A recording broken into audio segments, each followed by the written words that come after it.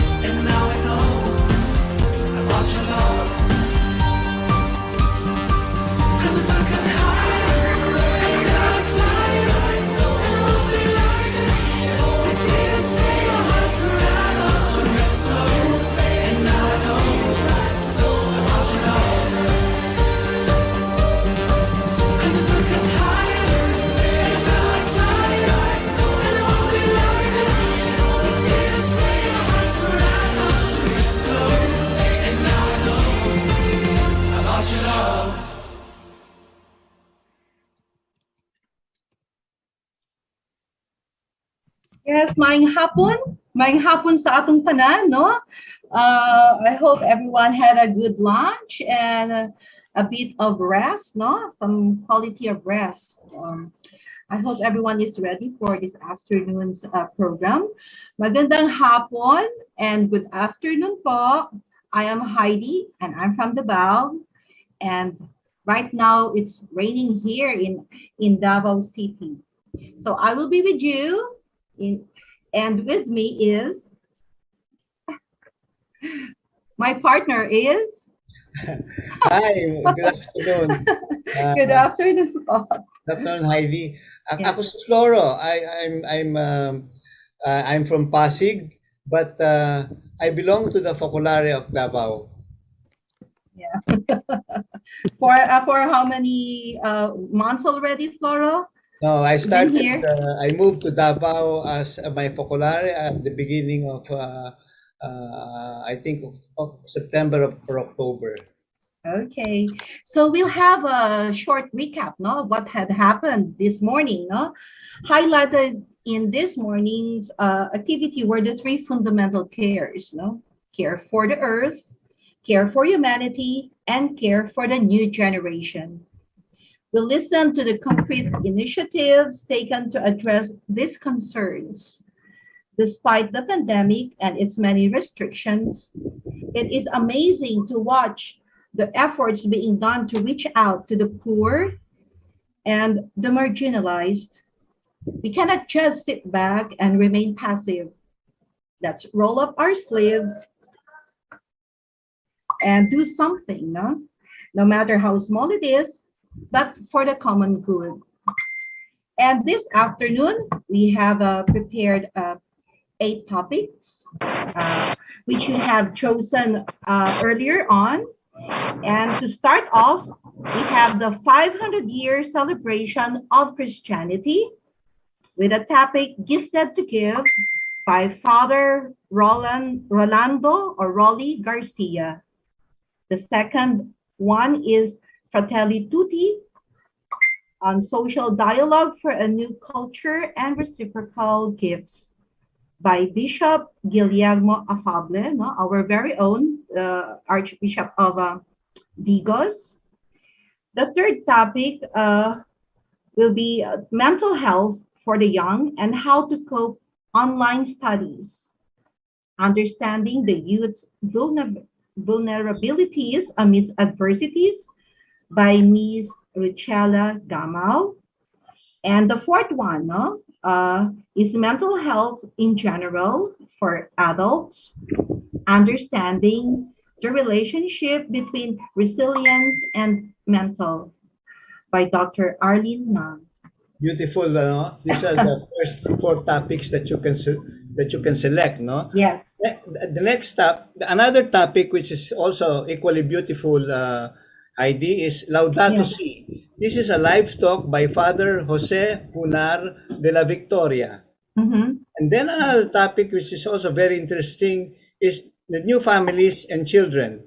It's a presentation by Nat and Merly on paano ang pamilya sa panahon ng pandemya, no? Mhm. Beautiful, no?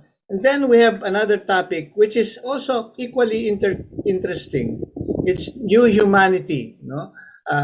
This will be presented to us by Merlene Pereiras on the work that they have done with the BJMP, no? Bureau of Jail and Management Penology. The topic is called Walang Dalaw, Kami ang iyong dalaw. It's by ending how, and also for BJMP Palawan, no, with Norma Valencia. And then we will also listen to the experience of Sinag from Manila by Chuchi Quevedo. Then another topic which is also beautiful and very interesting is the Youth for a United World, the modern youth on becoming servant leaders. This will be a topic that is equally beautifully presented, which will be beautifully presented by Lito de Guzman. No? After this, we will be transported to our own. We will be receiving instructions later on how we will move to our own topics of choice. No, during that program, we will have 40 to 45 minutes of program. No, it will be first part is the talk.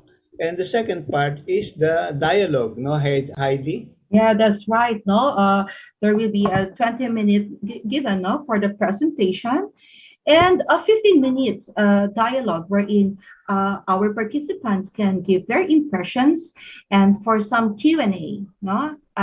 So let's benefit, no, for in these 15 minutes, and I hope everyone will be mindful also of the time, no, to make it short so that many can also participate and interact with. If we do not have time for live interaction, no, the Padlets will also be presented to us, no, Heidi, no, and Yeah, then that's right. also the chat box, no, you can also put your impressions on the chat box, and on those who are in YouTube, you can interact in the YouTube channel of Mariapolis 2021, no? Yeah, that's right. So we wish everyone well. As Flora has mentioned, it's going to be very interesting, no? So I hope, no, hindi naman aantukin ng ating mga participants, no? Yes. Because we have really prepared very well this program, and we have chosen the best speakers for this. Now we turn you over to Joy. Thank you, Okay. Heidi. See you Thank later. you, Flora. Yes, good afternoon. What I have to share with you is to facilitate our group meetings. You know, while it is very comfortable for us to stay in the plenary, a way for us to deepen our learnings and our sharing and the unity among us is to divide us according to our topics of interest. I will show to you a list of our topics as explained to us by Heidi and Floral. So this is practically our topics. I have here columns. I'd like you to check it out. We have 8 groups, and the topics are as explained: Christianity of 500 years, Fratelli Tutti, mental health for the young, mental health for adults, Laudato Si, new families and children, new humanity, and youth for a united world. There are links and there are meeting IDs and passcodes. We have given this particular document to your facilitators, and for them to know that what is the capacity of each room and who is the owner of that room. So practically what we're saying is that each topic is assigned to a Zoom link. So all of these topics can be the rooms can be arrived at by 2 ways. First, we will put all of this in the chat box where you are in the Zoom room, or also in YouTube. So practically, you can either click, because these are clickable links. It will direct you to the room you're supposed to join, or you can also go to that page in your Zoom that has the meeting ID and the passcode. This will also be on the chat box. Now I will show you how to get there. So if you're using your laptop or your PC, first, while still in your Zoom meeting right now, go to the chat box and click your particular topic. It will be there, listed down. You look for the topic that I say you want to go to New Humanity. You look for that and then click the link, or the meeting ID is also there, as you can see here. Okay? And then what's going to happen when you click it, you will see this number 2. A new tab will appear on your screen, and click this blue box, open zoom.us. Okay, so that's what you're going to do. From the chat box, you're transported to the new tab, and you click the open Zoom US. And then what's going to happen is that you will be brought back to the Zoom, but it will ask you, will you leave this meeting and then join the new link that you just clicked? And you click that, because that's what you're going to do. You will leave this room and you will go to your new Zoom link. So it's a totally different Zoom meeting. Okay? So you will leave our Mariapolis to go to the topic of your choice. There'll be a speaker there, and you will be all together interested in this topic. And you will stay there until about 3:30, or maybe your facilitator will tell you when it's time to leave. Now, take note of the link back to the Mariapolis Plenary, and we left it here. We will also put this in your chat box where you will find yourself. Okay? So this is for those using your PC. For those using your phone, if you're using an iPhone, not yet an Android, okay? First, you go to the chat box, and then you will find the Zoom meeting, as I explained before, the topic of your choice, the link, or the meeting ID and passcode. So these are 2 different things. You can either click the link, or you can type in the ID and the passcode. Once you've done that, you're brought to the web link, and then open this in Zoom, and then you say open. Okay? And then the third thing that's going to happen is the same, leave and join. So you leave the Mariapolis and then join the new Zoom meeting of your topic. And then the last one is you're already in topic and you click the audio so that you can hear the others and the others can hear you. So this is for iPhone. Next. Okay. If you're using an Android, it's similar, but let us see. First, your link is there again, their chat, and then you click it, and then it opens to Zoom, and then you're asked that same question, leave and join, and then you join your group. 4 of us will be in the plenary and we will help you. Okay? So now may we request Yin to put the links and the meeting ID and the passcode on the chat box. And you may want to click your chat in your Zoom so that you can choose your group and you can go there now. We'd like to tell you that if you find yourself in difficulty, just stay in plenary and we will help you. Now, I have to tell you also that the group for mental health for adults will be in the plenary. So if you're in the plenary, you just wait for everyone to leave. So now everyone, please go to the chat and look for your topics and click your link or take your meeting ID and passcode. This list is also found in your chat box. If you want to use the link, go to the chat box and click your groups and join the groups now. Let us say you're lost. You just come back to the plenary. We'll help you.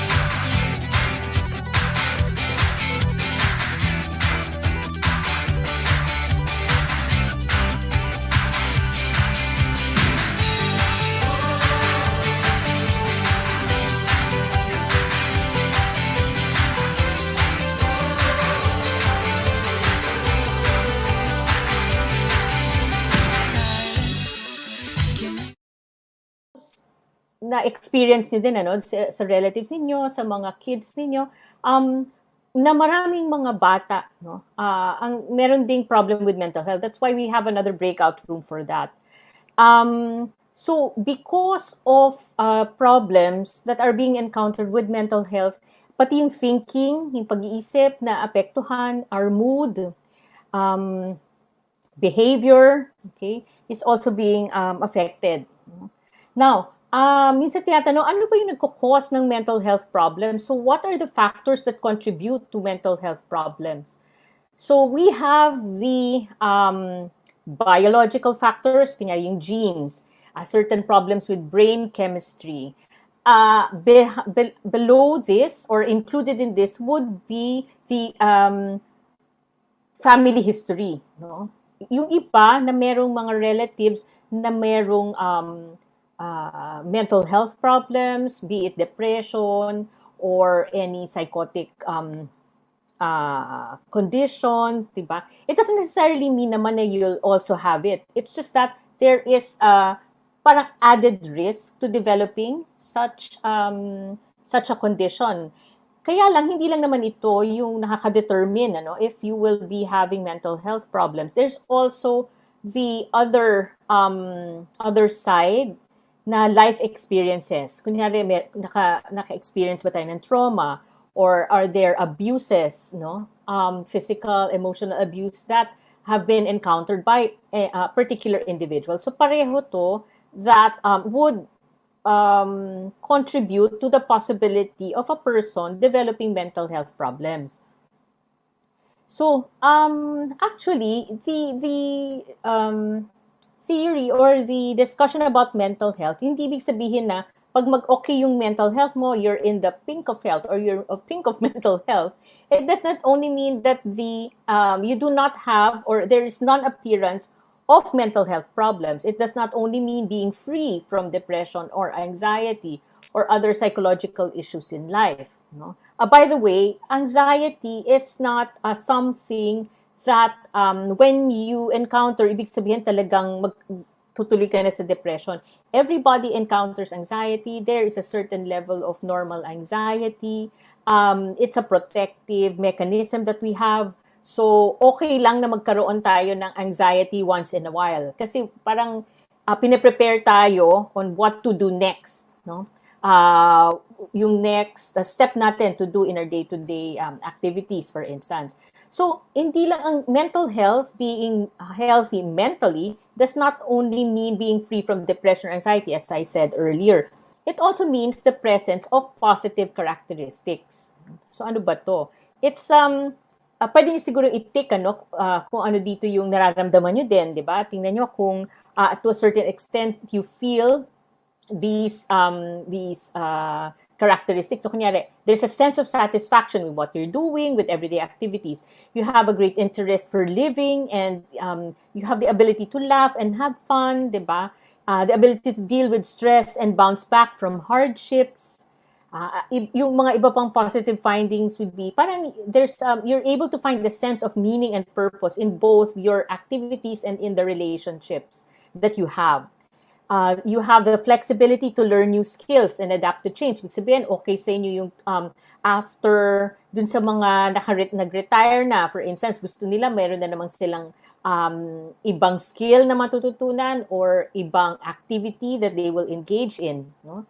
Another positive trait would be to be able to balance between work, play, rest, and activity. The ability to build and maintain fulfilling relationships, and the presence of self-confidence and a high self-esteem. But I don't know, if you're looking through this list at this point in our lives while in the pandemic, parang ang hirap pang i-identify, diba? Parang these were actually defined. I got this from a source way before the pandemic happened. So this is usually the definition of the positive traits of being healthy mentally.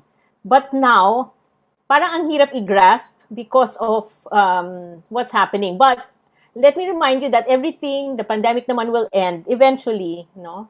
Hopefully soon. So we still have the chance to be able to discover the positive attitudes or the positive characteristics that we have that will tell us that we are actually healthy mentally. Okay? The positive mental health would allow people to realize their full potential. To be able to achieve kung ano ba talaga yung purpose mo in life, yung potential mo, mama-maximize yun. To be able to cope with the stresses of life. And eventually to work productively and make meaningful contributions to their communities. Hindi lang naman yung pang-sarili natin, di ba? Maganda rin yung whatever it is that yung mga talents natin, we will be able to share with our communities.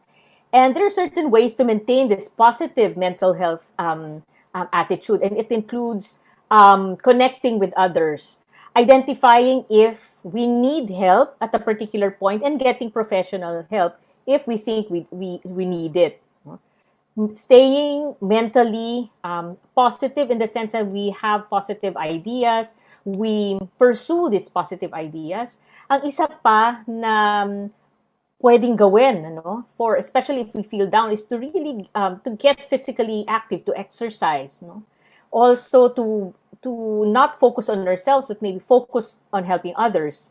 Ang isa pa rin na, especially for the aging population, di ba? Getting enough sleep. I don't know if you can also maybe notice that at this point, when we were much younger, kaya natin nagpupuyat ng mga 2 hours lang yung sleep. Even wala pa, we can go straight without sleep for 24, 48 hours. But as we age, kailangan nakakakuha tayo ng enough sleep.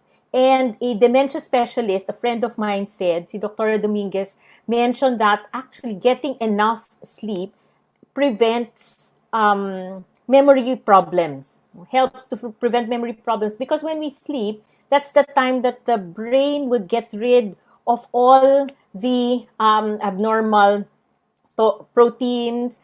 It would help remove the abnormal proteins that are gathering up. So sleep is very important.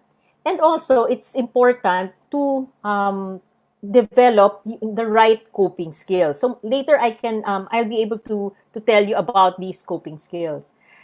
So itong picture na to, I think you can get the point, ano? Kasi if we even if we have proper positive mental health or attitude, meron talagang adversities that come into our lives. Hindi natin maiiwasan yan. It's just that, minsan may warning, minsan wala. Diba? Ito nga yung sign, challenges ahead. Minsan it's as if we feel that we're under a rock. Somebody threw a big rock and we're under that. Or we're pushing this big rock uphill. So itong adversities na to, it's a part of life. So other words that would tend to describe adversity, kunyari, sabihin may misfortune, may minalas, nagkaroon ng mga hardships, distress, etc.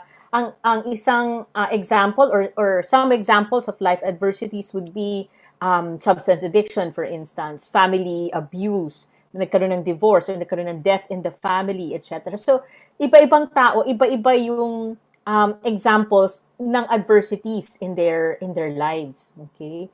And this is actually what happens dun sa stress and emotional resilience cycle. Ano? When we have traumatic events, when we have these adversities, as I mentioned, death, bereavement, unemployment, for instance, meron tayong perception of that particular traumatic event. Meron din tayong nagiging emotional reaction. And nagkakaroon tayo ng choice either to face it head-on or tumatakbo tayo. Diba? May mga taong, sige lang, go lang. Yung iba, I'd rather not have this, so they go and take the flight response instead of the fight response. So, because of this, because of our choices, meron mga corresponding stress na nararamdaman tayo. So it's important that we're able to handle stress in a way na it would not be detrimental to our mental health. So nandyan yung mga different coping mechanisms. We can actually communicate with others, no? Be able to relay what our problems are. As I said, kung kailangan natin ng tulong, kailangan natin professional guidance, we seek this support. And also, we should also try to help ourselves also, yung emotional support that we can get from our other activities. And then after going through this type of stress and coping with all these adversities, nakaka-develop tayo ng what we call emotional resilience. So eventually, we notice na mas improve na pala ako, meron akong internal strength.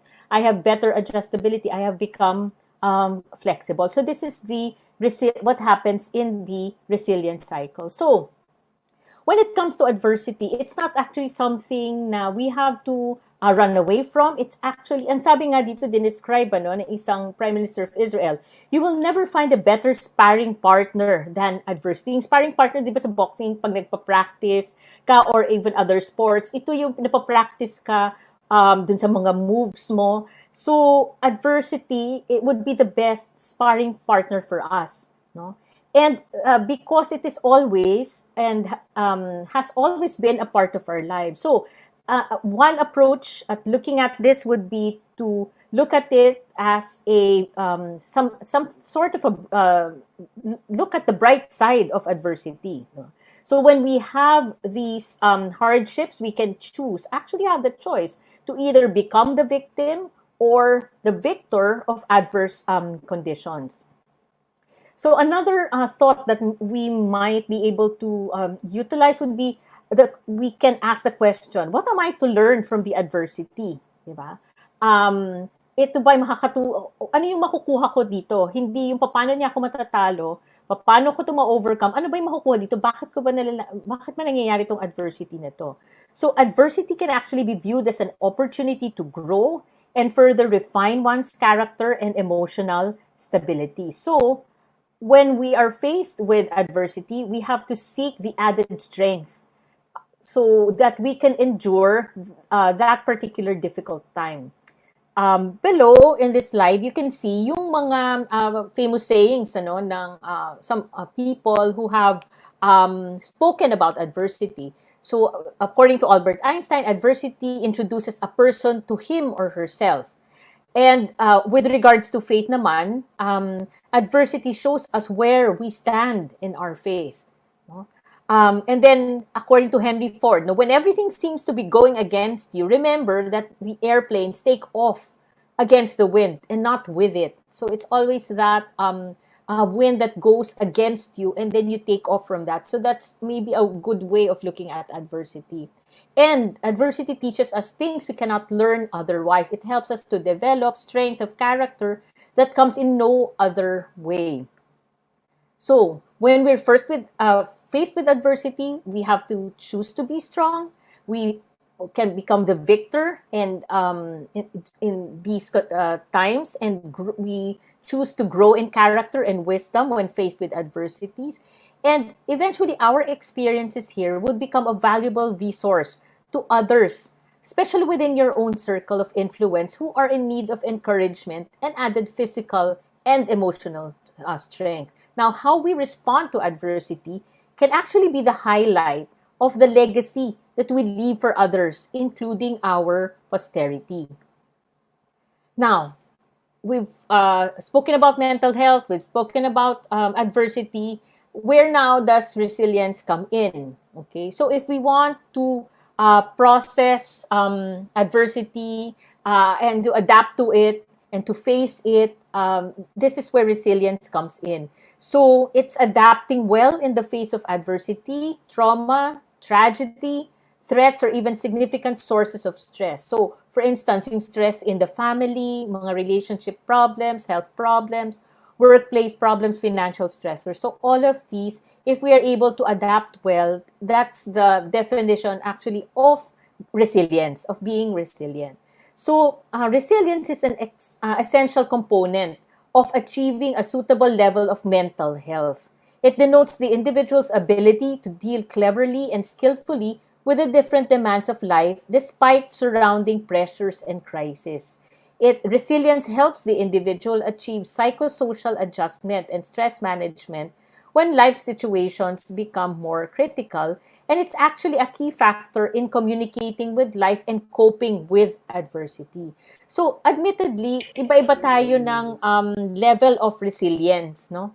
At a particular point, early on in our lives. So, may mga iba, kayang-kaya nila, very resilient, they're able to cope with different adversities.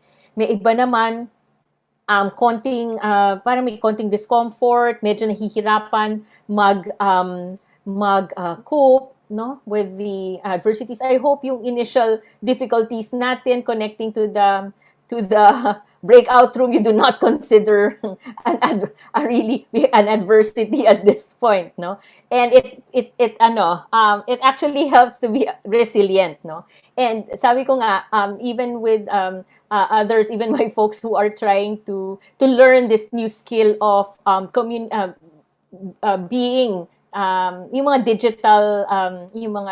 digital meetings, yung mga ganito, sige lang, go lang, take it head on, kasi there's no way of learning if there is no discomfort that we feel. That's the way that we become resilient, no? So we shouldn't be afraid of the discomfort that comes. So this is actually some examples of how we can deal with adversity in a positive and constructive way. So at the core would be resilience.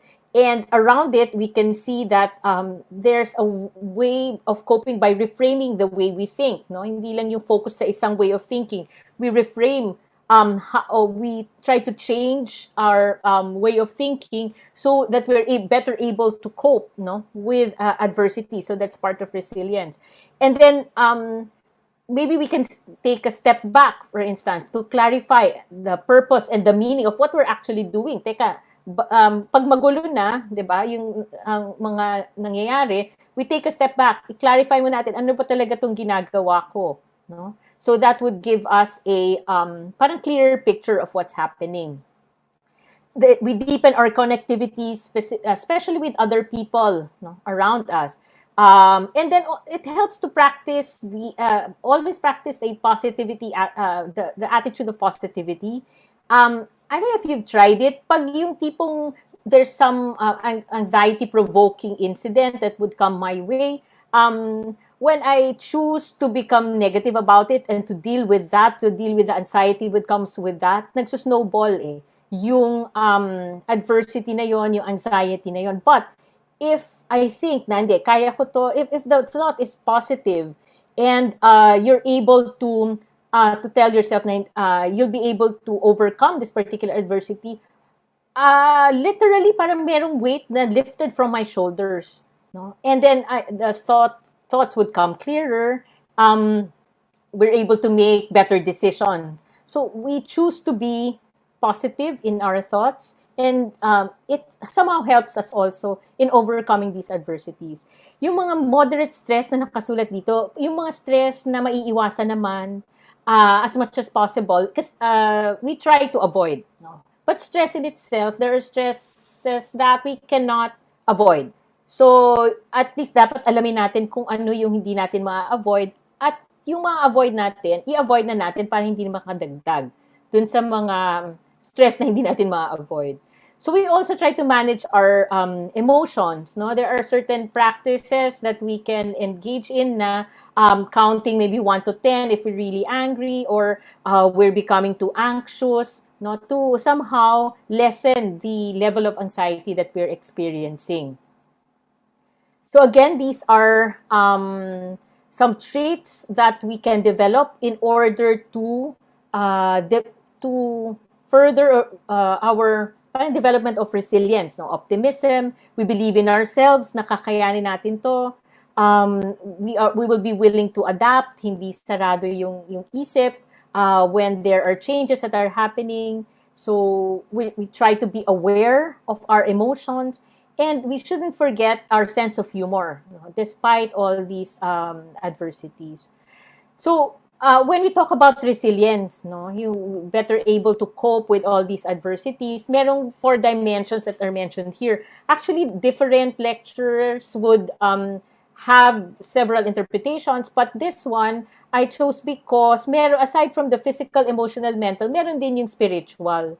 Yung sa physical, yung proper nutrition, fitness natin, rest and recovery, mental, self-belief, thinking, a proper positivity of thought. Spiritual would be the values, beliefs, empathy, and reaching out towards others. And yung emotional, yung the way that we calm ourselves, we control impulses, we regulate our emotions. So in a certain way, this somehow relates to the colors that we know that we've been practicing. Ano? Hindi nga lang complete, but it somehow relates to that also. So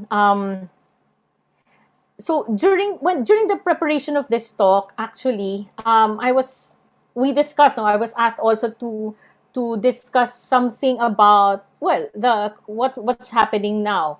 Although we've been in this pandemic, no, for more than a year, 2 years na, diba? So I know that a lot of us have already somehow adapted to it, but just in case that you still feel that there are certain parang situations that you're put into anxiety-provoking situations. For example, yung fear and worry of our health status, kahit na may vaccine na, di ba nag-worry pa rin tayo, how long will the vaccine last? Should I get a booster? How about my other relatives? If I get sick, ako nakahawa sa kanila, yung mga ganon. So it's still there. This anxiety is still there with us. And eventually, it affects our sleeping patterns, our eating patterns. We have difficulty concentrating. Tapos, nagkakaroon pa rin ng mga health problems, if not yung COVID, yung iba pang mga chronic health problems. Getting into a hospital, being treated, is actually very difficult na these days. Hindi na pwedeng basta-basta ka na lang pupunta sa emergency room kasi there's always the possibility that you will become infected with COVID. So, all these things are bothering us. And because of this, some people or some of our colleagues, for instance, would go and just take in a lot of alcohol, tapos nagsisigarilyo, and even drugs, no? So what can you do to support yourself if you've not been doing it yet? So one, kasi di ba, ang dami nating, dati talagang tutok na tutok tayo sa mga news, sa media, nakaka-cause na certain level of anxiety if you find yourself being too anxious whenever you open media sources, TV. Ngayon, puro Facebook, di ba? Or Twitter, or yung iba kahit dun sa news. Try to regulate na we don't want, you want to be informed, but you don't want to be too anxious to that you actually cannot move na. No? Kahit na informed ka, wala ka naman din magawa. And we should also take into consideration na yung palang kagaya sa Facebook na nakukuha natin mga news, there are certain algorithms that they put into it that enhances our anger, our anxiety, so that we are kept occupied. I think this is one of the issues now that is being discussed about the addiction that Facebook has, no, or other media platforms. So we should be aware of that also. And do not deprive yourselves of time to unwind, di ba? Minsan, sasabihin, iba nagigilty na mag-unwind to take care of ourselves. So, I think we've heard a lot about being kind to ourselves, yung taking the time out. Kasi to recharge, it's really, really very important. And there hasn't been any time that it's really clear that this is true than now, during this pandemic. And despite the distance that we have,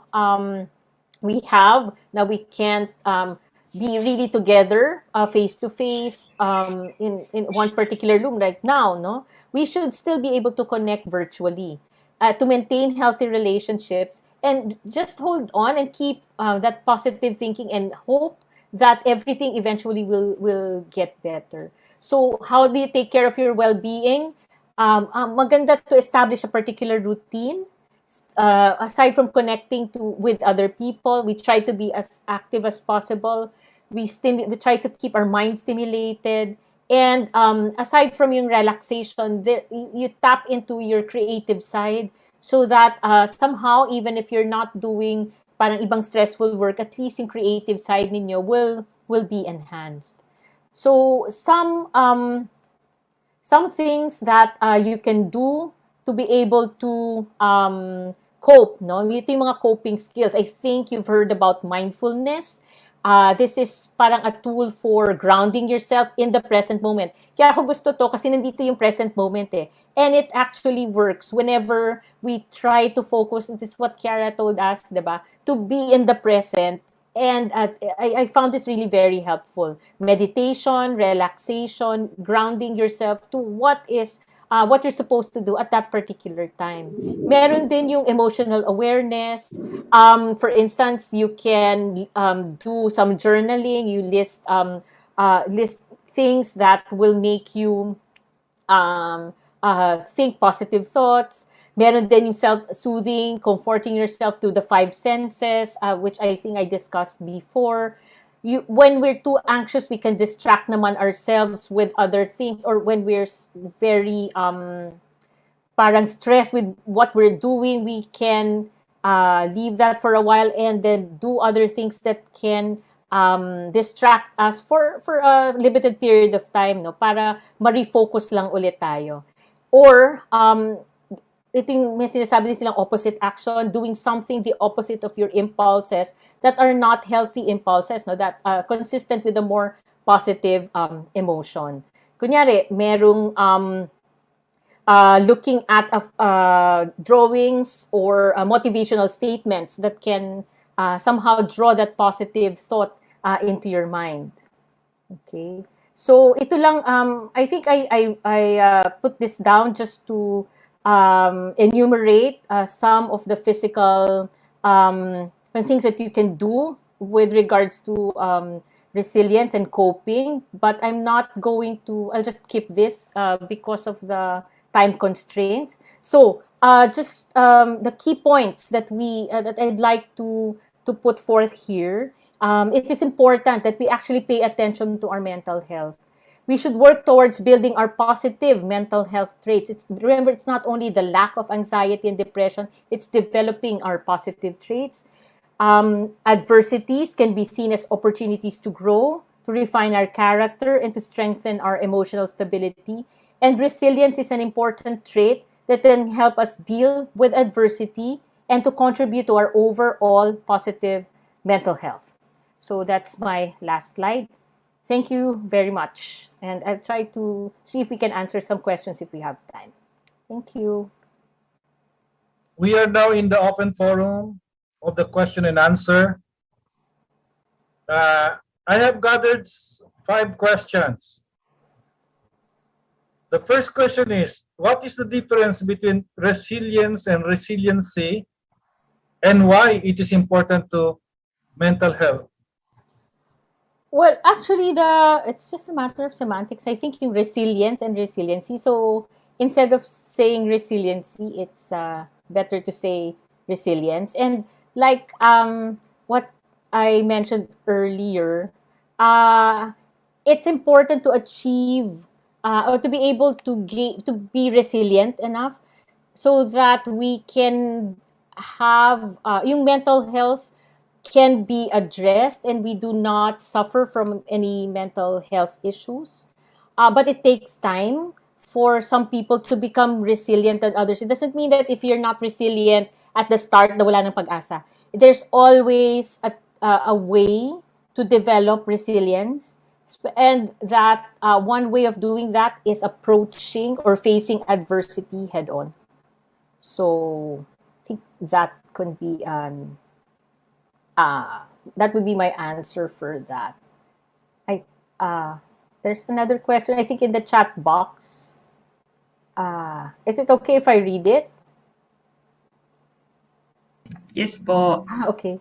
So, some people who are undergoing depression. I heard from others that I can help them if I didn't stimulate them. So I'm careful when I am with them. But I also notice I'm very careful when I'm with someone who undergoes depression. Is my attitude healthy enough for me and those who are struggling with depression? So it's this is from Sister Kim. Okay. Thank you for this question, Sister. Actually, it depends on the person who has these symptoms. Yung lack of if you're not going to stimulate them, maybe what you mean would be not to ask them too much questions or about what they're feeling, but it's always at the start. It's better to be sensitive to their needs. What type of help would they be needing?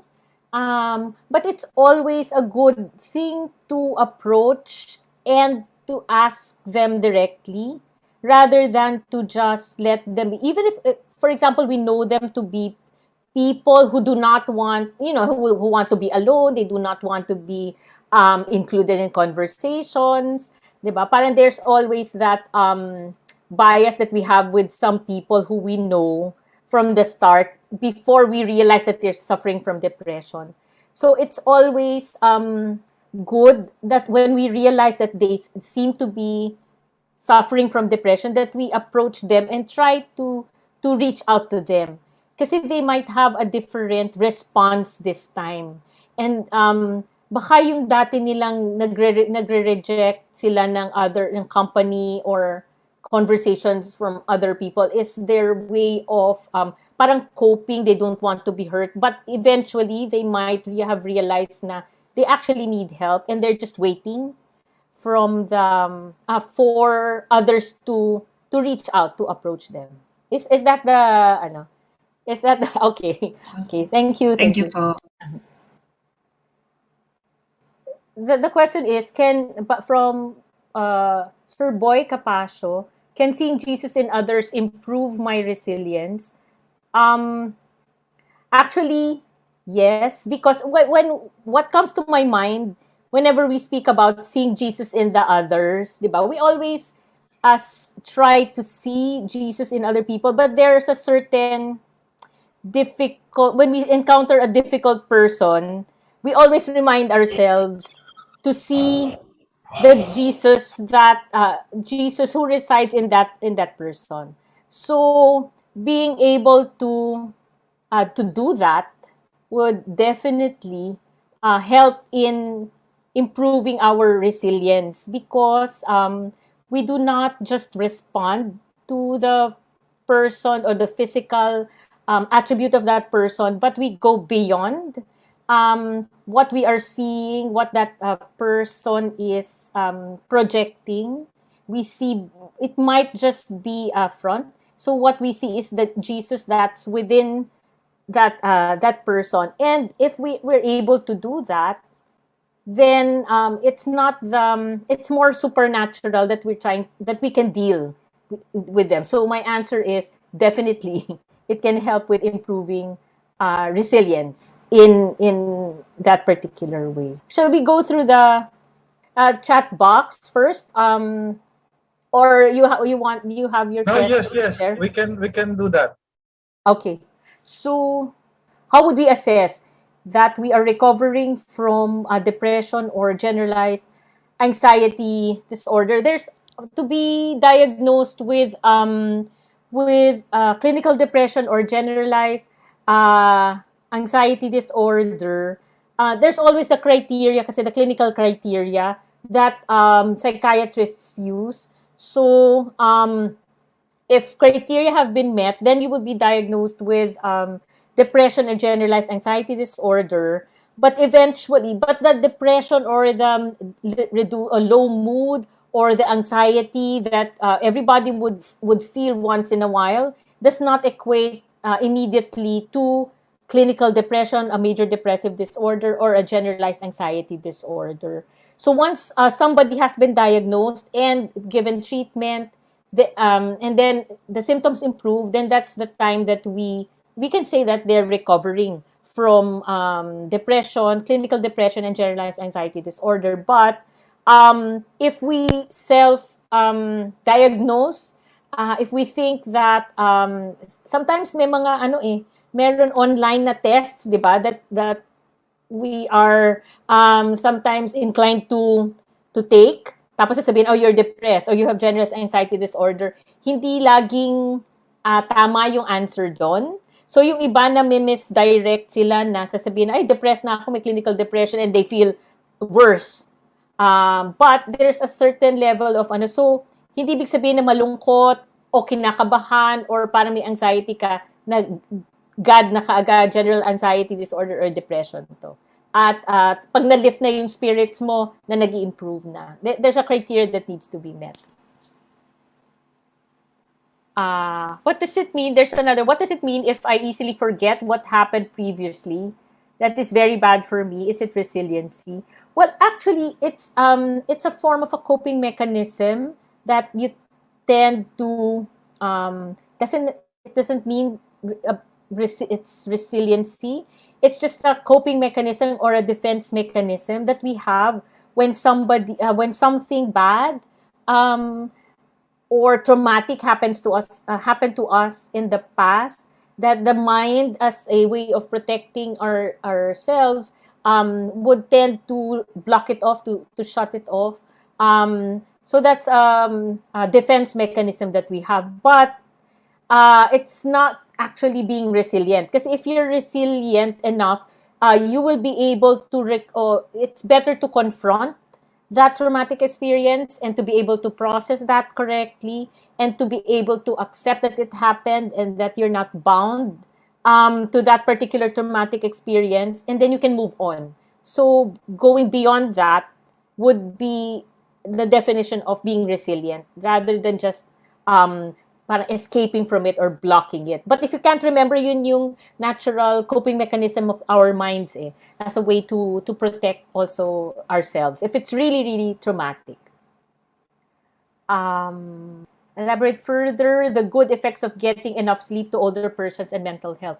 Okay. There's a question here about getting enough sleep for to older persons. Now, as we age, and especially for those patients that we have, the elders, like maybe 60, 70 and above, who are unable to sleep well, they develop sometimes some, may nakikita mo either hallucinations, or they develop problems about their memory. So it's when we sleep, it's the time that the brain cleans up first, sa psychological side, it's a time that we rid ourselves of certain stimuli or certain memories that are not very important to us.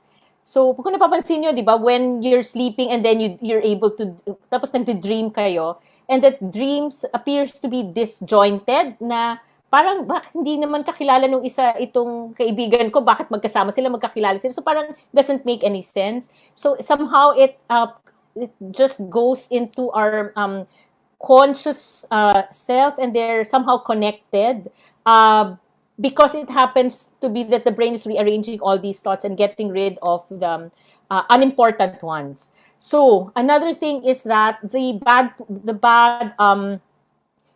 proteins that need to be discarded by the brain to prevent memory loss, Alzheimer's disease, dementia, is done during the time when we're sleeping.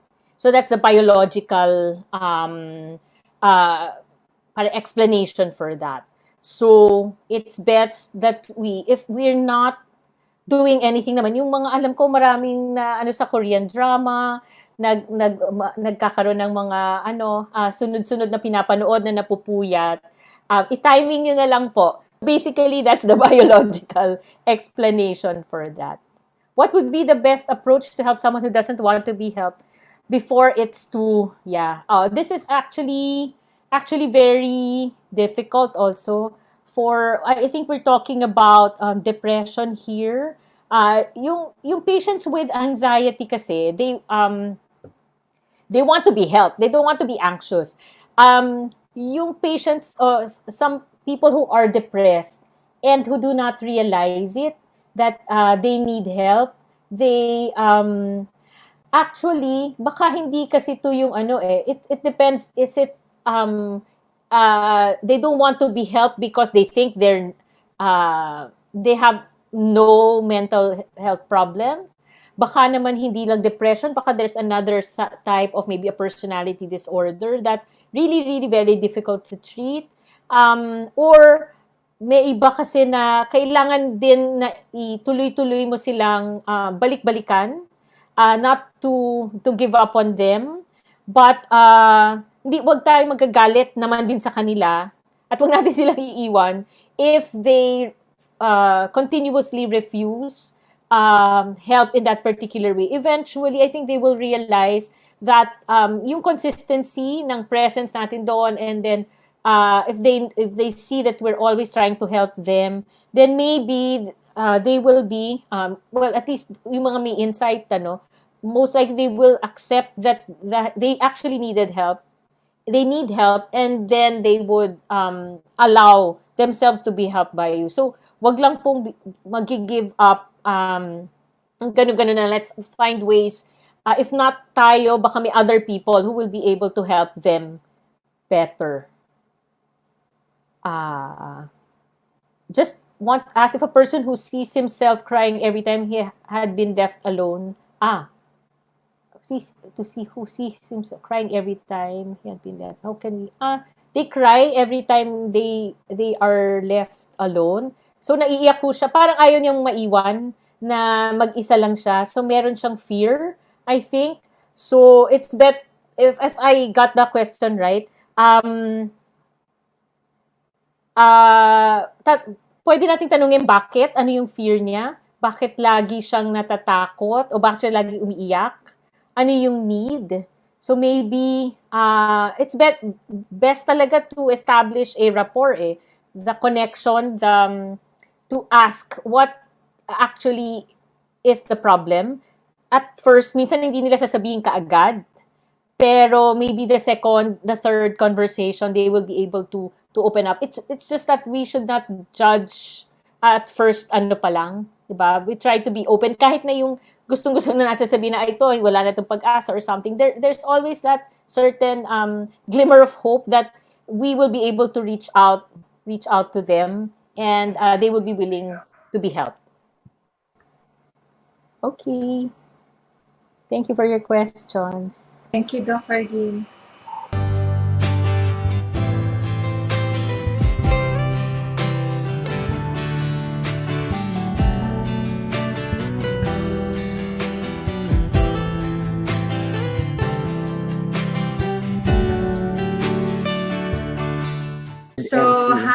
you send your greetings. This is my first child. Kakagising niya lang, and maybe she is also excited for the Mariapolitan later. Yes? Yes? Say something naman, Lily. Yes. Yes. Thumbs up. Gen 4. Oo, Yay! mamaya may presentation Thumbs yan. Di ba may up. Here pretty you face? go. May pretty face ano yan mamaya. Yes, correct. So, welcome ulit to everyone. And this afternoon, we will have what we call the Mariapolital. Next, maybe we can share something. Ano ba itong Mariapolitan? Kahit ba parang it seems like everyone is looking forward to it? Tama, tama. Kasi syempre, di ba, no family gathering is complete without a festive celebration na mga talents, di ba? Lalo mga tayong mga Pinoy, sobrang talentado. You have so many gifts to share. So, yun. Dati din, nung nagsimula yung Mariapolis nung time ni Chiara Lubick, may ganun din silang recreational evening pa nga. So, may mga theater peeps ba tayo dito? Yung mga magaling umarte.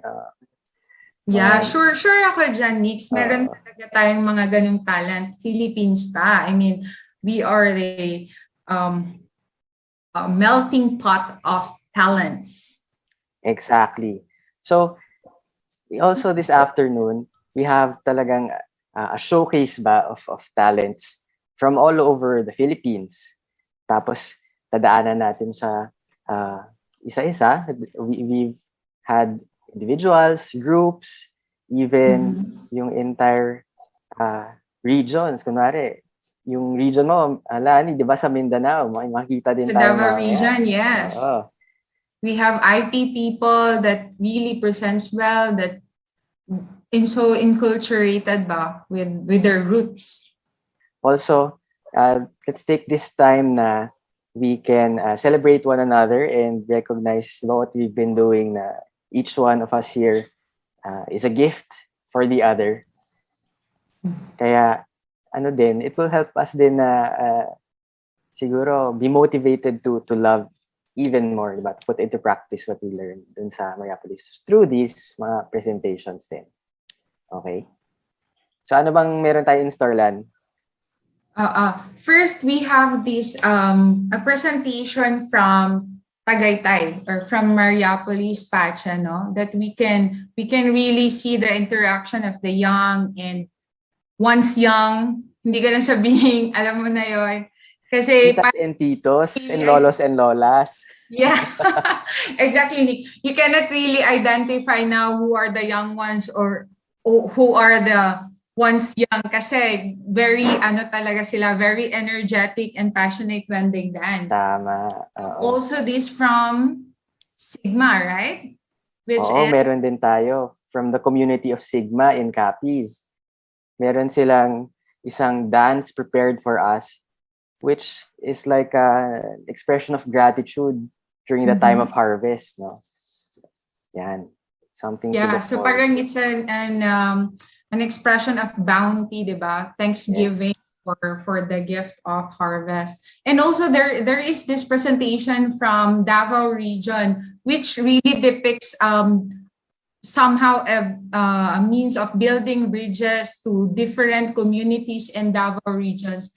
And there is the final one, which I find really very interesting kasi may legit talaga na tribe of Mandaya na nagawa siya ng isang song na Mandaya language to really of service to the church. So, Nix, siguro hindi na natin paantayin pa. I think they're excited to watch this out, no? So we invite you to watch and let's enjoy together these next 4 video presentations. That's really like a social cultural tour din, no? of the big family we have here in the Philippines.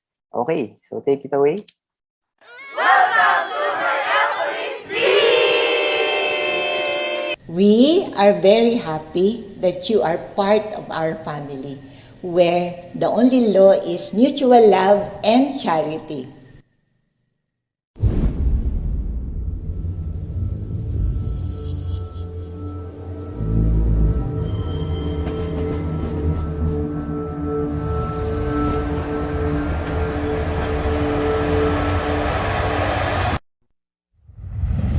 Debes brindar amor para después pedir. Hay que perdonar para poder seguir.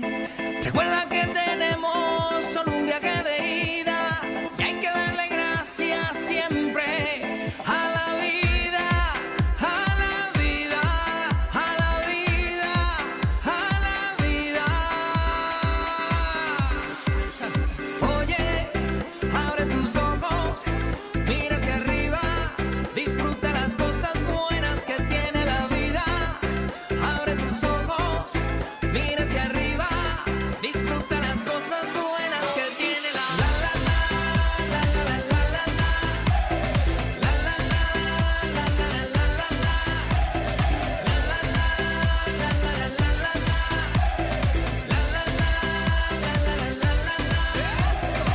Cuando estés perdido y no sepas dónde vas, recuerda de dónde vienes y qué bien te sentirás. Siempre que llueve escampa son consejos de mamá y con la bendición de tus ancestros llegarás. Tambor, tambor, tambor que llama tambor. Tambor, tambor, tambor de mi madre tierra. Tambor, tambor, tambor que llama tambor. Tambor, tambor, tambor de mi madre tierra. Oye, abre tus ojos, mira hacia arriba, disfruta las cosas buenas que tiene la vida. Abre tus ojos, mira hacia arriba, disfruta las cosas buenas que tiene la vida.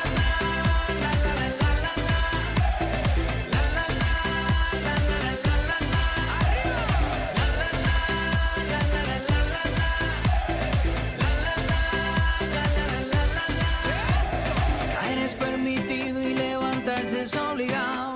No tienes piedras al vecino si de cristal es tu tejado. Pero que ladra, no te asustes, nunca te morderá. Que con la bendición de tus ancestros llegarás. Tambor, tambor, tambor que llama tambor. Tambor, tambor, tambor de mi madre tierra. Tambor, tambor, tambor que llama tambor. Tambor, tambor, tambor de mi madre tierra. Oye, abre tus ojos, mira hacia arriba, disfruta las cosas buenas que tiene la vida. Abre tus ojos, mira hacia arriba, disfruta las cosas. La la la, la la la la la, la la la, la la la la la, la la la, la la la la la, la la la, la la la la la. Oye, abre tus ojos, mira hacia arriba, disfruta las cosas buenas que tiene la vida. Abre tus ojos, mira hacia arriba, disfruta las cosas.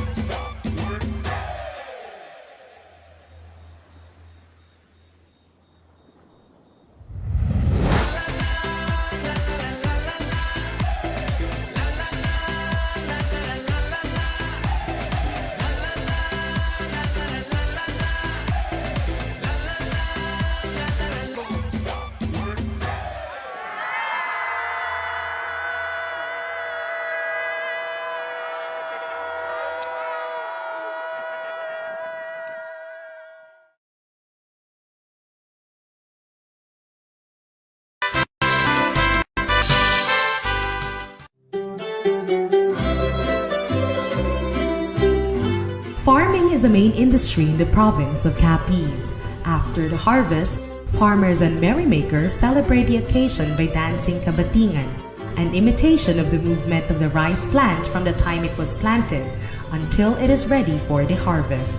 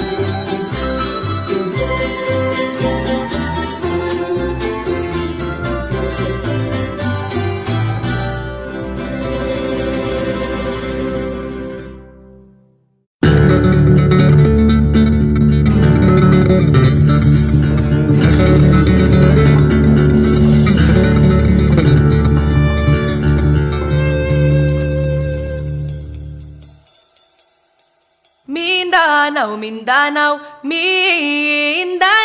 Mindanao, Mindanao, Mindanao, Mindanao, Mindanao.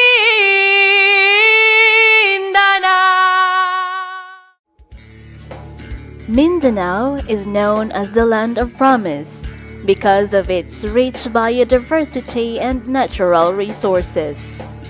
The land holds an incredible wealth from nature, and once you have experienced the culture of Mindanao, you will love as much as you love other regions in the country.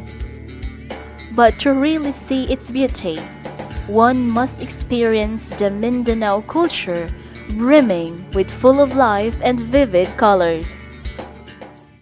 The Focolare family in this zoneta are coming from CDO, Bituan, Bukidnon, Kidapawan, Cotabato, from Davao Oriental, Davao de Oro, Davao del Sur, Davao del Norte, Davao City, and Samal Island. Like many zones, however, the life in the zoneta is not without its trials and is undergoing changes. Especially now during the pandemic, everything is done online.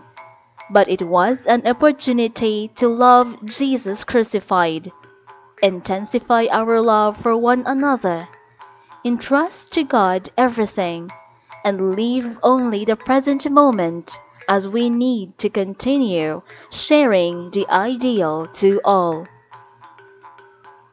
In all this, we see the love of God, for He intervened in many ways, opening opportunities, renewing relationships, creating new ones, and accompanying us in building bridges of unity first among us, then within the church, with other Christians, Muslims brothers, and indigenous peoples, and with everyone we meet each day.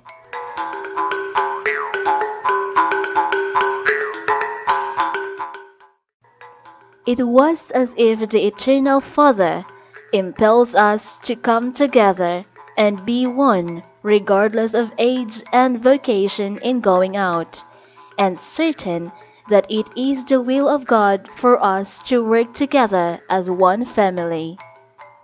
The assurance of His love, the protection of Mary, the love for Jesus forsaken, and His presence among us give us the strength to overcome difficulties, start again when we fall, and renew the love for one another, so that we may truly be that work of Mary, God's handmaid in bringing Jesus' presence in the world today.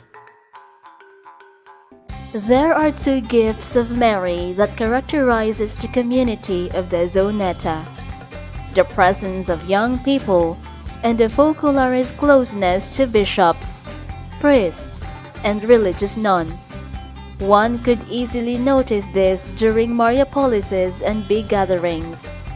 As one community called to love for humanity, we are one with you.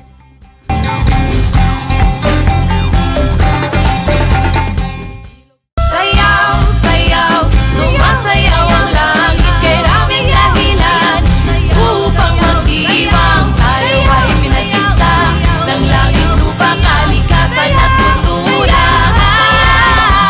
Sayaw, sayaw, sumasayaw ang langit, kay raming dahilan upang magdiwang. Tayo ay pinag-isa ng langit, lupa, kalikasan at kultura. Sayaw, sayaw, sumasayaw ang langit, kay raming dahilan upang magdiwang. Tayo ay pinag-isa ng langit, lupa, kalikasan at kultura.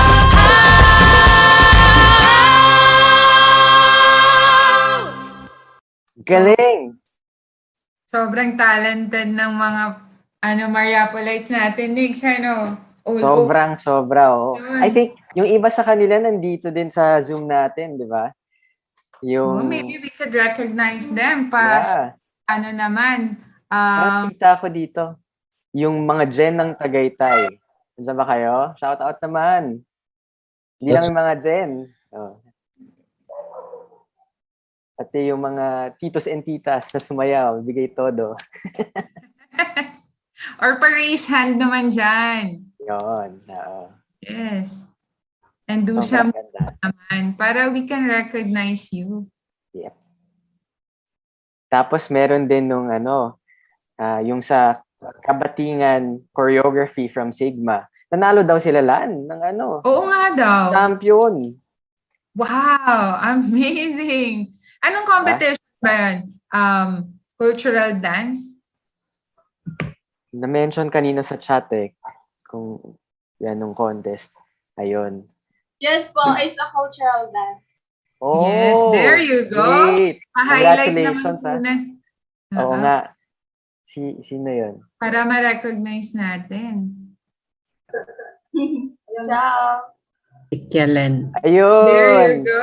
Oo, a bit of Ciao, Jen. pa-wave naman dyan, pa-wave. Eh. Woo! So kayo yung Represent. mga dancers there. Hindi po, pero isa sa mga dyan, yung dalawang dyan, yung kasama doon na nag-contest. Nice, nice. Ano yan? Sigma Pride. Okay. Tapos kanina din meron yung sa kita natin gaano ka lawak yung family natin sa Mindanao, no? Of the church with other friends from the Muslims, from the IPs. Well, no? So parang naka-building bridges talaga. It doesn't matter kung ano yung parang status or religious beliefs, no? Yep. Tapos I think we missed one. Isusunod natin no, yung Yes, Esmelda Chinese Pagsa. Nelda. Yes, it's ano daw, it's a song that they respond to the call of synodality through the gift of music.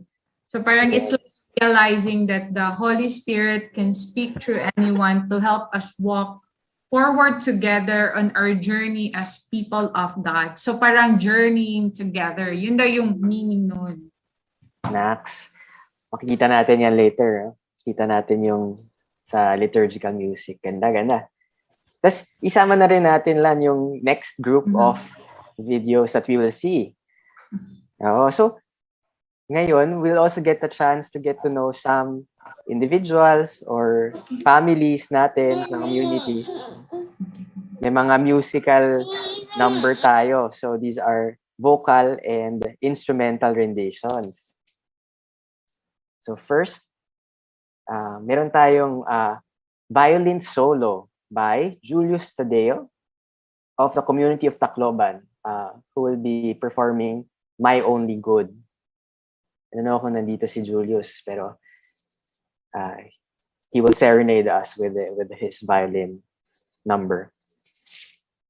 And all right, so maybe we show it now next. No? And yung two others din, no? We have two more, yung sa Cordero family, I Believe in You.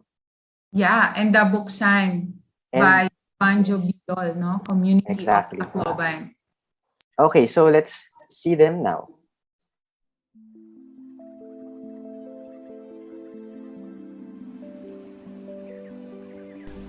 My name is Nelda. I belong to the Mandaya tribe of Davao Oriental. Presently, I am inspired to compose songs, mostly for the Holy Mass in my own tribal language. I was so much fused in spiritual ecstasy, hearing some Mandaya songs being sung in the parish, songs that were only sung by us when I was still a little girl. I felt being affirmed, and I feel that our tribe and our culture can also be a gift to the church. Such inspiration was even reinforced during our summer theological conference organized by the school where I am studying now. It was Bishop Bong Lunas, the Bishop of Pagadian City, who shared to us Pope Francis' call for synodality, which I understood to be also our call as Mandaya, that of helping heal our own woundedness and help transform our society. Also, with this Jubilee Year's theme, Gifted to Give, my soul cannot but hope to be sharer of these inherent gifts God painted in my soul.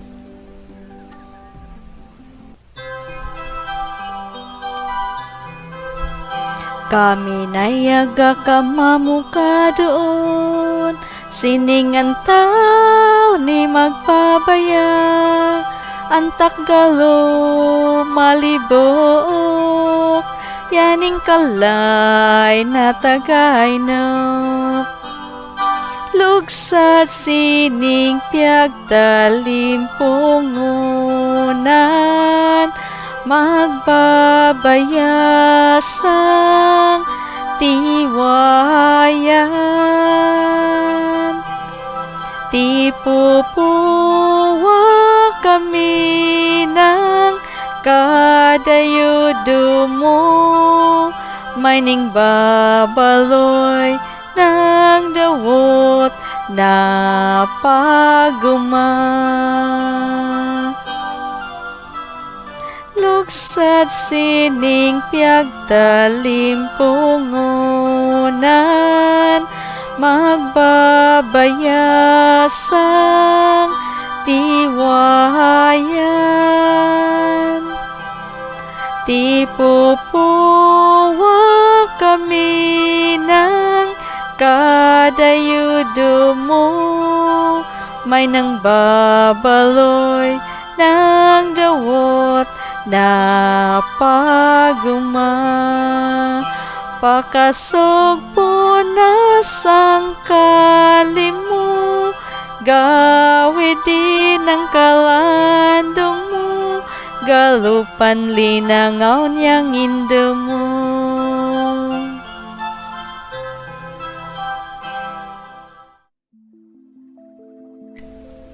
May this sharing of these gifts of God in me be in turn a gift of my tribe to God through the church.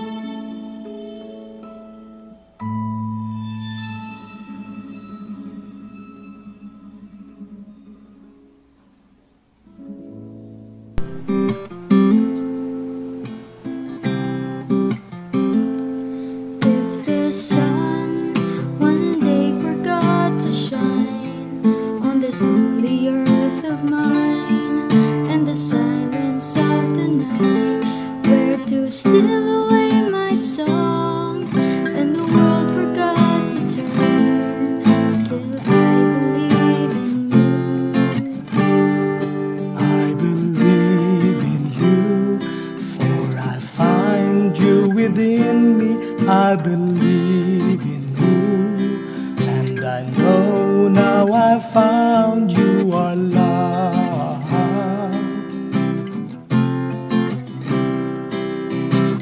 You were listening, let me tell you, God is love, is love.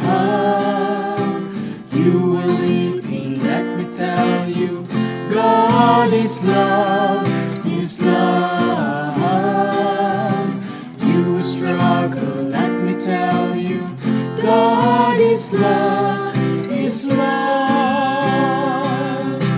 There can be no other greater love than He who gives His life for His friends. And we have seen and believed in love, the love of God for each and every one. You were listening, let me tell you, God is love, is love. You were weeping, let me tell you, God is love, is love. You will struggle, let me tell you, God is love, is love.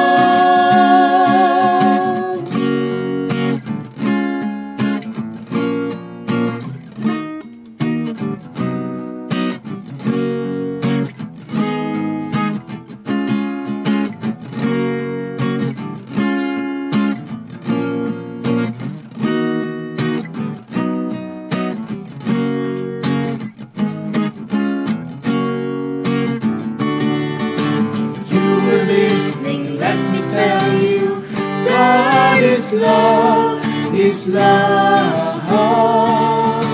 You were listening, let me tell you, God is love, is love.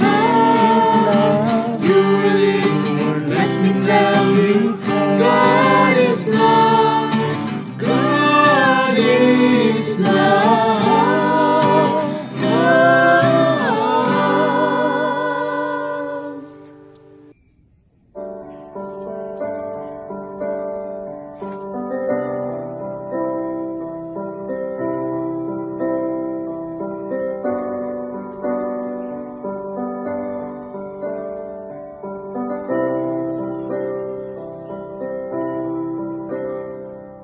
Tinirang pintuan, mistulang dingding, walang sino man ang maaaring tanggapin. Anong pumipigil, anong nagbabawal sa sariling mundo, pati ka lumaya. Buksan ang iyong mga mata, kahit may luha, mamahalin pa rin kita, tutulungang lumaya. Basong may tubig, lagyan mong muli, aapaw dahil wala ng silid. Ang pusong may galit, di maaring umibig, bulag sa wasto, alipin ng isip.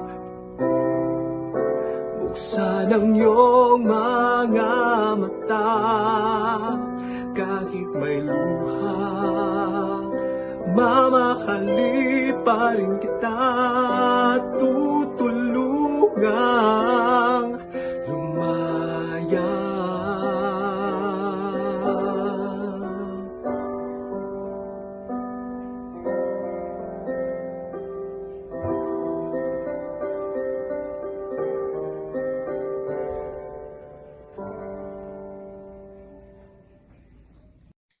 Galing.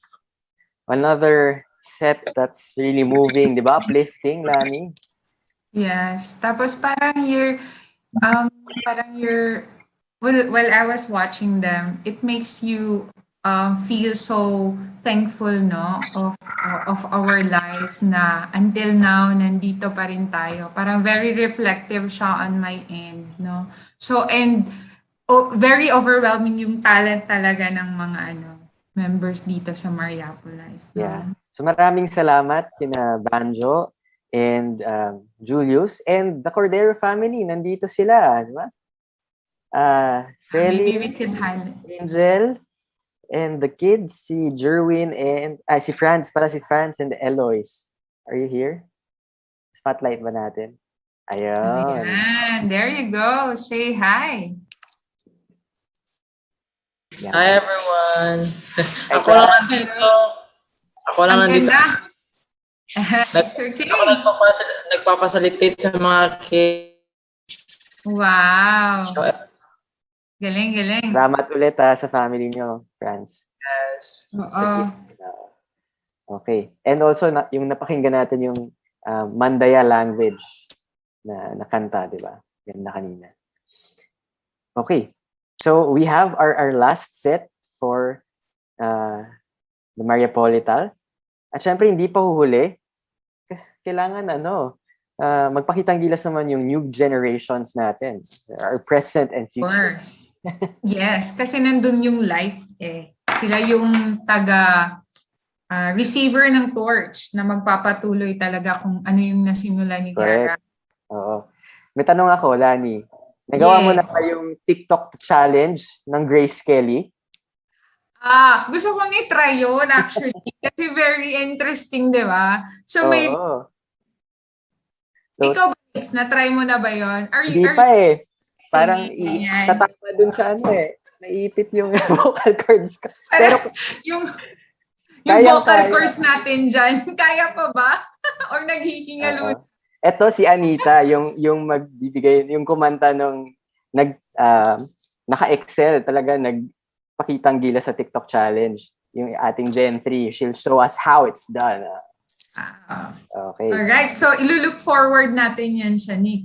Yeah. And another presentation is from the community of Masbate, di ba? It's parang a journey towards holiness together. So it's really amazing yung yung unity nila together na initiated by the Gen 3, di ba? So parang it's very interesting na yung mga youth talaga ang nag-initiate. Yung mga youth talaga ang nag-push forward. So it also gives us hope na hindi masasawalang bahala kung ano yung nasimulan ng ating mga first generations, right? Tama, oo. Nag-reach out sila nitong pandemic land sa iba-ibang activities. So may mga Chubena project, punta sila sa yung iba sa kanila, teachers, pinuntahan yung mga students nila sa malalayong lugar. No? And we'll also hear yung background of this video is the song that's a tribute to Blessed Cara Luce Balano. This feast day was last Friday, October 29. See. Ayos. And meron pa tayong rendition by the Gen 4, no? Gen 3 and Gen 4. Gen 3. Yung one day. Yes. Yung one day rendition na there you can really see kung paano sila nag-work together. It's very timely, no? Kasi parang we thought na this pandemic would make us parang away from each other na parang tayo-tayo lang, we just take care of ourselves. Pero actually, it brings us closer together through the technology if we will really make good use of it. And it's very visible sa kung ano yung na-come up ng Gen 3. No? Very inspirational talaga sa kanila. Yep.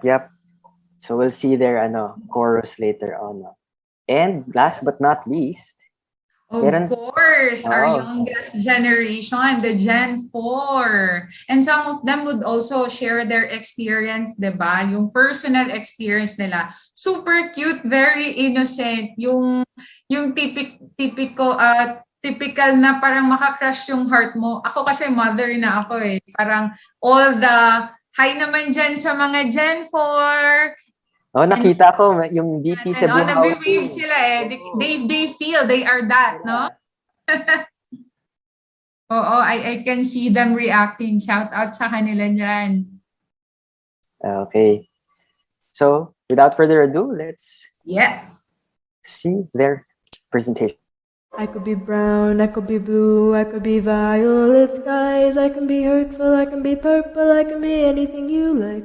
I could be brown, I could be blue, I could be violet skies, I can be hurtful, I can be purple, I can be anything you like. I could be brown, I could be blue, I could be violet skies, I can be hurtful, I can be purple, I can be anything you like. I could be brown, I could be blue, I could be violet skies, I can be hurtful, I can be purple, I can be anything you like. I could be brown, I could be blue, I could be violet skies, I can be hurtful, I can be purple, I can be anything you like. I could be brown, I could be blue, I could be violet skies, I can be hurtful, I can be purple, I can be anything you like.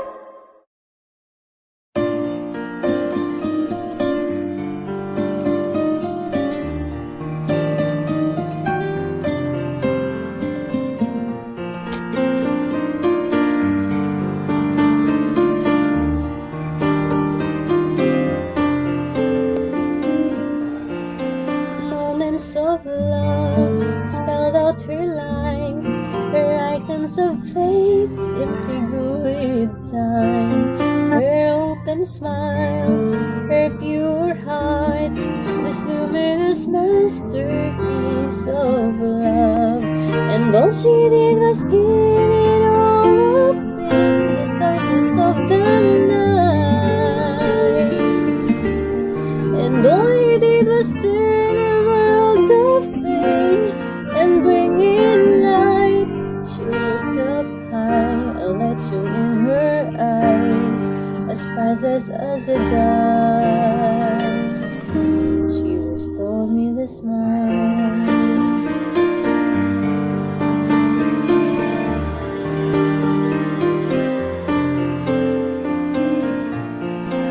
A trail of light she left behind, a living mirror for our life.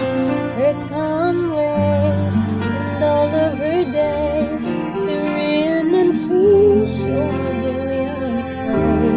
And all she did was give it all up in the darkness of the night. And all he did was turn her world of pain and bring in light. She looked up high, a light shone in her eyes, as priceless as a dime. She was told me to smile.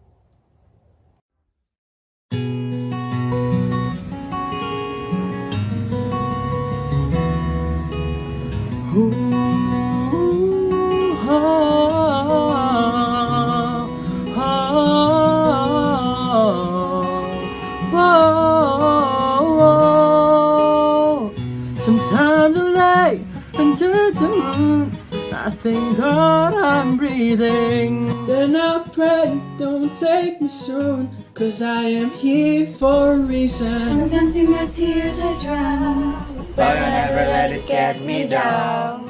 so negativity surrounds. I know someday it'll all turn around. Because all my life I've been waiting for, I've been praying for the people to say that we don't wanna fight no more. There'll be no more war. And our children will play. One day, one day, one day.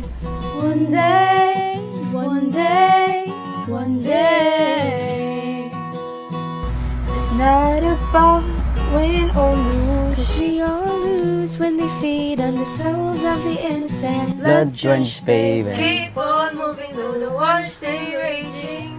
In this race you can lose your way, your way. It might drive you crazy, but don't let it phase you, no way. Said no way. Sometimes in my tears I drown, but I never let it get me down. So negativity surround. I know someday it'll all turn around, because all my life I've been waiting for. I've been praying for the people to say that we don't fight no more. there'll be no more war. And our children will play. One day, one day, one day. One day, one day, one day. One day this all will change. Keep people the same. Stop with the violence. Down with the hate. One day we'll all be free and proud to be under the same sun, sing songs of freedom like we are, we are, we are, we are. All my life I've been waiting for, I've been praying for the people to say that we don't wanna fight no more. There'll be no more war. And our children will play. One day, one day, one day.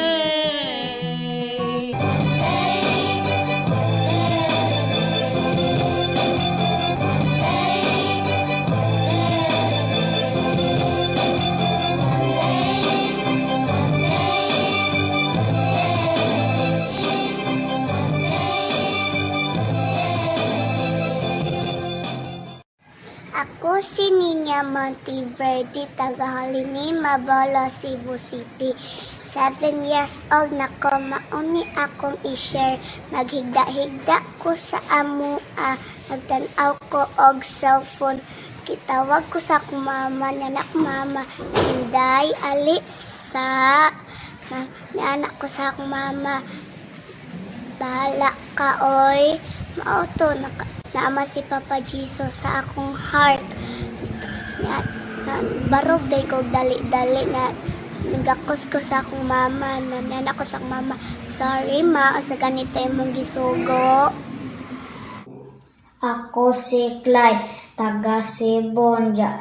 Grade 2 na kon dya, pitunan dya. Usa ka adlaw ako mama gikapoy og luto. Ako lay gatiwas og luto sa noodles ug itlog ug kanon para kaabot ni Papa magkaon na siya. Ako si Dustin, taga Noveleta, Cavite. Natutunan namin na gumawa palagi ng mga acts of love. Hindi lamang pala pamilya at kaibigan ang dapat mahalin. Maaari din tayong magmahal sa hindi natin kakilala. Sabi nga ni Kiara, mahalin ang lahat.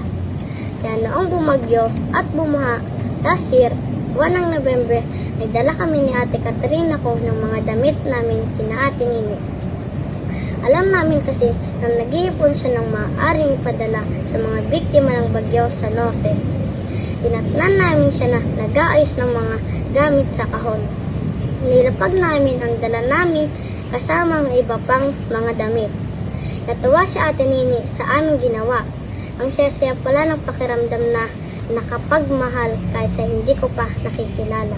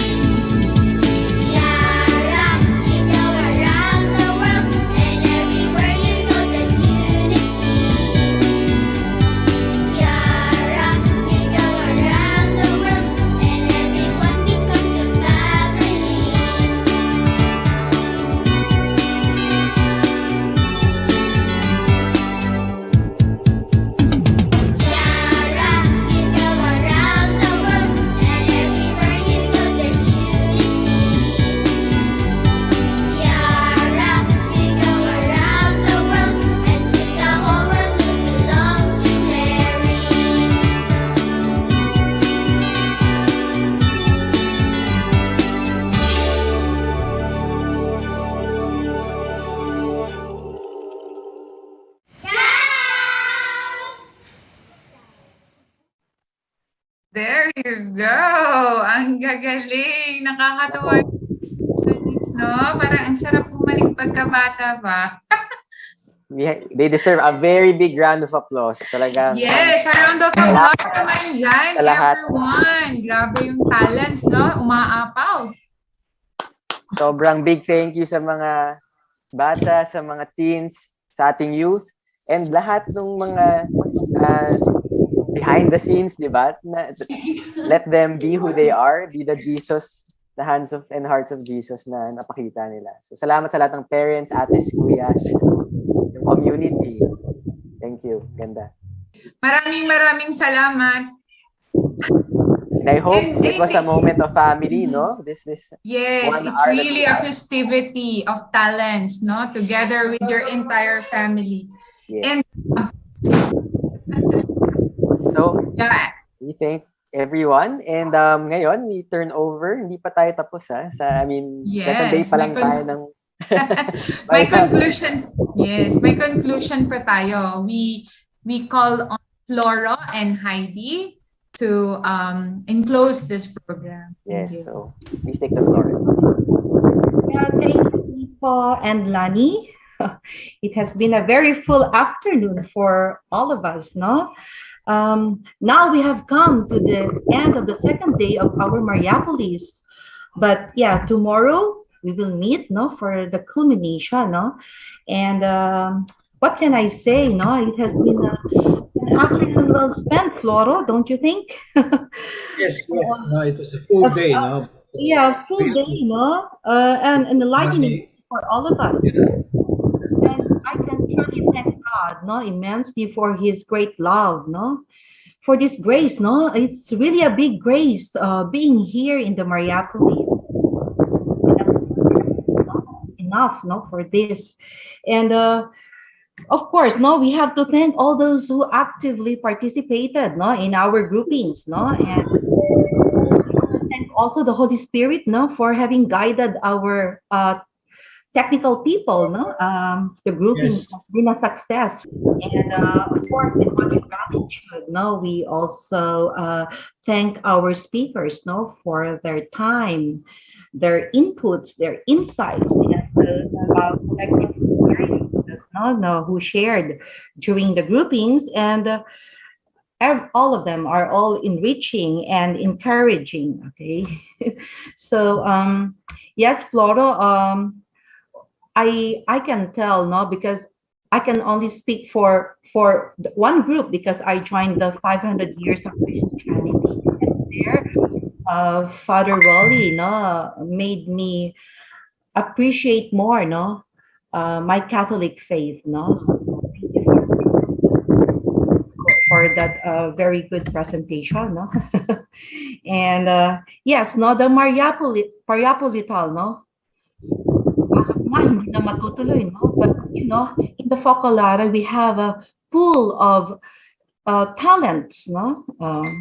And the Mariapolital, we always look forward to it, no, because according to Lani, it's a feast, no.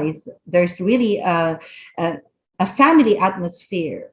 So thank you, no, for those who shared their talents, no, from Tagaytay to from Dipolog, Cebu, Davao, and for those beautiful Amandaya song, no. I kahit na hindi ko masyado maintindihan, no, but it really touches my soul. Thank you, Nilda Pagsak, no. She's one of us, no. She's from Davao, so thank you for that, no. It was really a surprise for me, and to the family, the Cordero family who sang the God is Love, no. Thank you for that, no. It's a very wonderful song that really speaks also of this life that we have, no, this ideal. Okay, Floro. I'm really impressed by what I've seen was a lot of empty hearts, allowing the Holy Spirit, giving the Holy Spirit space, you know. We so many challenges, many things we have not seen on the screen, but many things have happened behind us, no.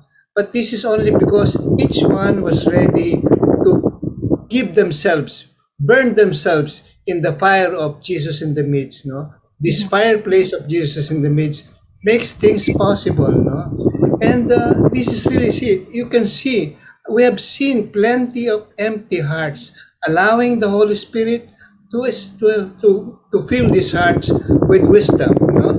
And so tomorrow again, we have a beautiful program, no? It is the Feast of the Saints, and tomorrow we will see that there are saints among us, no?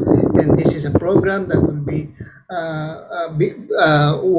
talking about all these experiences of saints among us, no? We will see how we will be able to gather all these fruits of the Mariapolis, no?